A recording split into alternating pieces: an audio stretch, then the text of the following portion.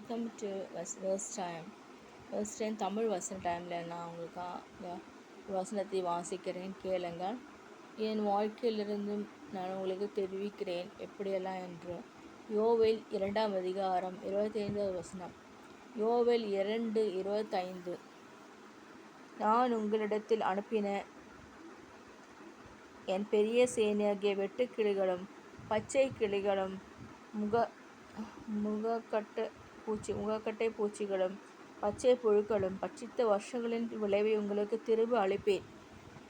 அதாவது நம்மளை கர்த்தர் அனுமதிக்கிறார். சில பிரச்சனைகள், போராட்டங்கள் நாமளாக எடுக்கிறது கிடையாது. ஆண்டவர் அனுப்புகிற, கர்த்தராக தேவன் அனுப்புகிற இந்த இந்த பச்சை புழுக்கள், பூச்சிகள் இவற்றையெல்லாம் அனுபவித்த வருஷங்களின் பலனை உங்களுக்கு திரும்ப அளிப்பேன் ஆண்டவர் மக்கள் கொடுக்கிறார். இந்த வசனத்தை நான் உறுதியாக நம்புகிறேன். இந்த வசனம் நம்ப வேண்டிய வசனம். நம்ம ஹாஸ்பிட்டலில் நம்ம பணம் எல்லாம் போயிருக்கலாம், இல்லைன்னா எக்ஸாமில் ஃபெயில் ஆகிருக்கலாம், இல்லைன்னா ஏதாவது மேரேஜ் பிரேக் டவுன் ஆகிருக்கலாம், பிரேக் ஆகிருக்கு, இப்படியெல்லாம் இருக்கலாம். இந்த விஷயங்கள்லாம் பார்த்து கவலைப்படாமல் இந்த வசனத்துக்கு நேராக நம் மனதை திருப்புவோமாக. திரும்ப அளிப்பேன், கர்த்தர் திரும்ப அளிக்கிறார் என்று சொல்கிறார். என் வாழ்க்கையிலே கடந்த நாட்கள், என்னுடைய வருஷங்கள் பார்ப்பதற்கானால் எல்லாம் இழப்பு தான். யோபுக்கு அந்த இழப்பு போல் இழந்துட்டேன். இழப்புகளை கண்டு சந்தித்துள்ளேன். இழப்புகள் மட்டும் இல்லை, அநேக பிரச்சனைகள், போராட்டங்கள், தோல்விகள், ஏமாற்றங்கள் எல்லாம் அடைந்தேன். நான் ஆண்டவரை உறுதியாக பிடித்து கொண்டு வந்ததுனால, வசனத்துக்கு பிடித்ததுனால நான் உயிர் வாழ்கிறேன். யோபுக்கு எல்லாமே போய்விட்டது. யோபுக்கு மனைவி சொன்னாங்க, நீங்கள் இவ்வளோ ஆண்டவரை சொல்லி உயர்த்தி கொண்டு இருக்கிற, நீ சத்து மடி என்று சொல்கிறாங்க. அப்போது யோபு தன் வாயை விட்டு ஒரு தப்பும் செய்யலை. தன் வாயிலிருந்து ஆண்டவருக்கு எதிராக ஒரு வார்த்தையும் பேசவில்லை. கர்த்தர் தந்தார், கர்த்தர் எடுத்தார், கர்த்தருக்கு ஸ்தோத்திரம் என்று அவர் சொல்கிறாரு. அவருக்கு எல்லாவற்றும் திருப்பி அளித்தார். யோபு தன் சிநேகிதர்களுக்காக வேண்டுதல் செய்த போது அவன் சிறையிருப்பை மாற்றினார் என்று ஆண்டவர் சொல்கிறாரு. ஆகவே நம்ம சிறையிருப்பும், நம்ம அனுப்பப்பட்ட பச்சை பூச்சிகளும் கிளிகளும் எல்லாம் பட்சித்த வருஷங்களின் பலனை, சில வருஷங்களால் கஷ்டப்பட்டு வாழ்கிற வாழ்க்கை, வருஷக்கணக்கான பிரச்சனைகள், வருஷக்கணக்கான தோல்விகள், இதெல்லாம் என் வாழ்க்கையில் இருந்தது. வருஷக்கணக்கான போராட்டங்கள், முடிவே இல்லாத ஒரு நிலைமைகள், இவற்றின் மத்தியில் ஆண்டவர் சொல்கிறாரு, அந்த வருஷங்களின் பலனை உனக்கு திரும்ப அளிப்பேன் ஆண்டவர் சொல்கிறார். கவலைப்படாதீங்க, நீங்களும் ஜெபிங்க.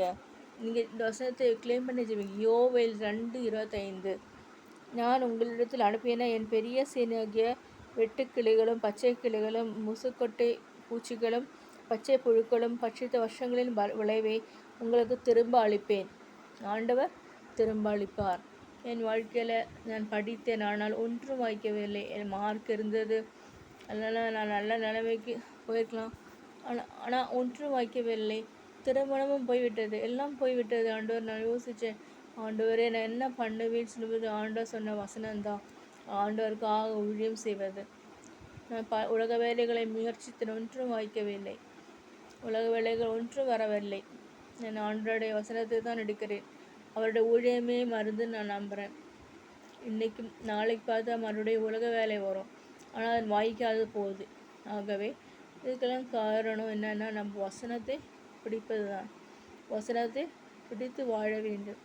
வசனத்துக்கு நேராக நம் வாழ்க்கையை திருப்ப வேண்டும். ஜெபிக்க வேண்டும், வசனம் வாசிக்க வேண்டும், சாட்சியம் சொல்ல வேண்டும், ஐக்கியப்பட வேண்டும், இவற்றெல்லாம் செய்ய வேண்டும். அப்பொழுதுதான் ஆவிக்குரிய வாழ்க்கை பத்திரமாக இருக்கிறது. உலக மனிதர்கள் சொல்வார்கள், உனக்கு போய்விட்டது, எல்லாம் போய்விட்டது, 0 ஆகிட்ட. ஆனால் கர்த்தர் சொல்ல 100% தருவேம்மான்னு சொல்ல ஆண்டவர் சொல்கிறாரு.